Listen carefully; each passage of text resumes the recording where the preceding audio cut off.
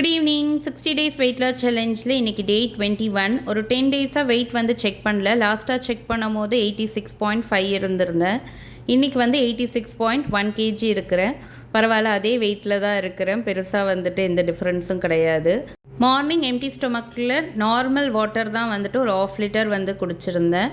ஒரு 9:30க்கு வந்து கிருணிப்பழம் ஜூஸ் வந்து எடுத்துக்கிட்டேன். 10:30க்கு பிரேக்ஃபாஸ்ட்டுக்கு பன்னீர், ஸ்வீட் கார்ன், கேப்சிகம், ஆனியன் போட்டு ஒரு சாலட் தான் வந்து சாப்பிட்ருந்தேன்.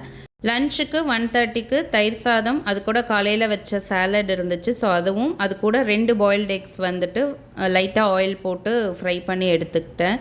ஆஃபீஸ் ஒர்க் நிறைய இருந்ததுனால ஈவினிங் எதுவும் சாப்பிடல. டின்னர் ரொம்ப லேட்டாக தான் சாப்பிட்டேன். 10 o'clockக்கு 2 இட்லி, மிக்ஸ்டு வெஜிடபிள் போட்டு சாம்பார், அதோட ஒரு பீஸ் கிரில் சிக்கன் வந்து எடுத்துக்கிட்டேன்.